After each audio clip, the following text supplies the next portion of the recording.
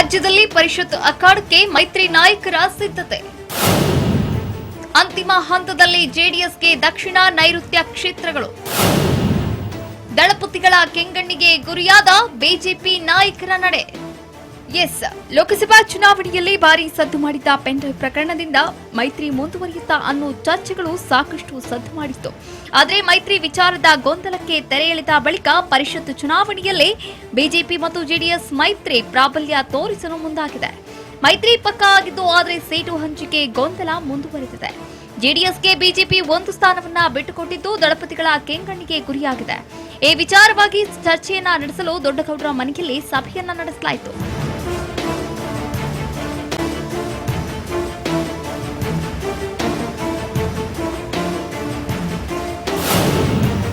ಪರಿಷತ್ ಚುನಾವಣೆಯಲ್ಲಿ ಜೆಡಿಎಸ್ಗೆ ಶಾಕ್. ದೊಡ್ಡಗೌಡರ ಮನೆಯಲ್ಲಿ ಮೀಟಿಂಗ್.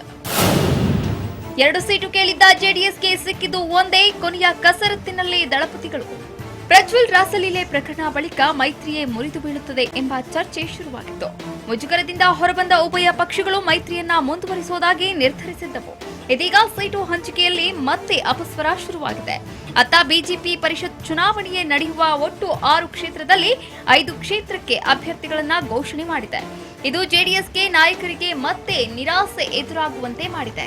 ಯಾಕಂದ್ರೆ ಜೆಡಿಎಸ್ ನಾಯಕರು ತಮಗೆ ಒಟ್ಟು 2 ಕ್ಷೇತ್ರ ಸಿಗಬೇಕು ಎಂದು ಬೇಡಿಕೆಯನ್ನ ಇಟ್ಟಿದ್ರು. ದಳಪತಿಗಳ ಬೇಡಿಕೆ ಧಿಕ್ಕರಿಸಿ 5 ಕ್ಷೇತ್ರಕ್ಕೆ ಅಭ್ಯರ್ಥಿಗಳನ್ನ ಘೋಷಣೆ ಮಾಡಿದ್ದಕ್ಕಾಗಿ ಜೆಡಿಎಸ್ ನಾಯಕರು ಗರಂ ಆಗಿದ್ರು.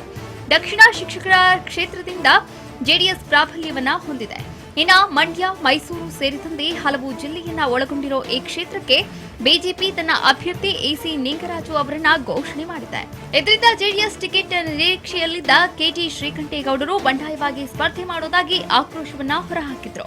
ಹಾಗೆ ದೇವೇಗೌಡ ಕುಮಾರಸ್ವಾಮಿ ಹೈಕಮಾಂಡ್ ಜೊತೆ ಮಾತನಾಡಿ ದಕ್ಷಿಣ ಶಿಕ್ಷಕರ ಕ್ಷೇತ್ರ ಬಿಟ್ಟುಕೊಡುವಂತೆ ಮನವೊಲಿಸಿದ್ರು. ಹಾಗೆ ನೈಋತ್ಯ ಪದವೀಧರ ಕ್ಷೇತ್ರದಲ್ಲಿ ಟಿಕೆಟ್ ಸಿಕ್ಕಿಲ್ಲ ಅಂತ ಮಾಜಿ ಶಾಸಕ ರಘುಪತಿ ಭಟ್ ಆಕ್ರೋಶವನ್ನ ಹೊರಹಾಕಿದ್ದಾರೆ.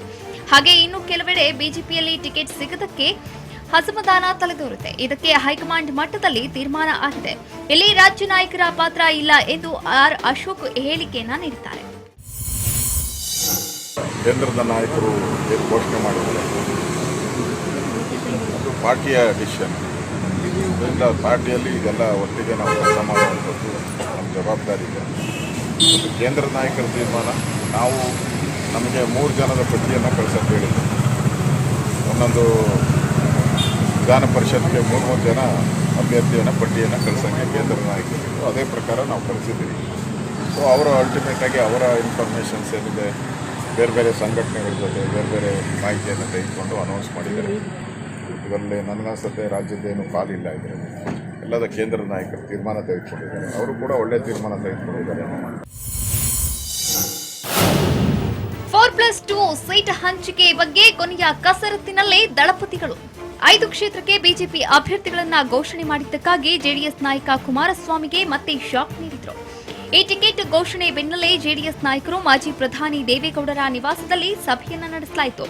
ಈ ಸಭೆಯಲ್ಲಿ ಕುಮಾರಸ್ವಾಮಿ, ಜಿಟಿ ದೇವೇಗೌಡ, ಸಿಎಸ್ ಪುಟ್ಟರಾಜು, ಸಾರಾ ಮಹೇಶ್, ಕೆಟಿ ಶ್ರೀಕಂಠೇಗೌಡ, ಬೋಜೇಗೌಡ ಸೇರಿದಂತೆ ಹಲವು ಜೆಡಿಎಸ್ ನಾಯಕರು ಭಾಗಿಯಾಗಿದ್ದರು.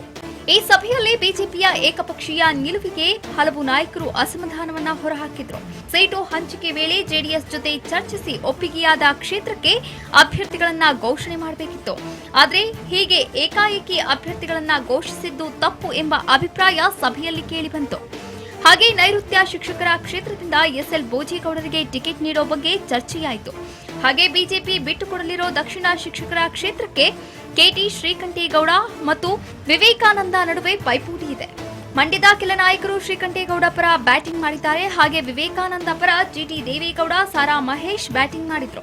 ಕೊನೆಗೆ ದೇವೇಗೌಡರು ಅಂತಿಮ ನಿರ್ಧಾರವನ್ನ ಕೈಗೊಳ್ಳಲಿ ಎಂಬ ಅಭಿಪ್ರಾಯಕ್ಕೆ ಸಭೆಯಲ್ಲಿ ಬರಲಾಯಿತು. ಒಟ್ನಲ್ಲಿ ಲೋಕಸಭಾ ಚುನಾವಣೆಯಲ್ಲಿ ಮೈತ್ರಿಯ ಶಕ್ತಿ ಪ್ರದರ್ಶನ ತೋರಿರುವ ಜೆಡಿಎಸ್ ಬಿಜೆಪಿ ನಾಯಕರು ಪೆನ್ಡ್ರೈವ್ ಪ್ರಕರಣದಿಂದ ಮೈತ್ರಿ ಮುಂದುವರಿಕೆ ಬಗ್ಗೆ ಚರ್ಚೆಯಾಗಿ ಅದಕ್ಕೆ ಅಂತಿಮ ಫುಲ್ ಸ್ಟಾಪ್ ಹಾಕಿದ್ರು. ಪರಿಷತ್ ಚುನಾವಣೆಯಲ್ಲಿ ಮತ್ತೆ ಅಸಮಾಧಾನಕ್ಕೆ ಕಾರಣವಾಗಿದೆ ಸೀಟು ಹಂಚಿಕೆ.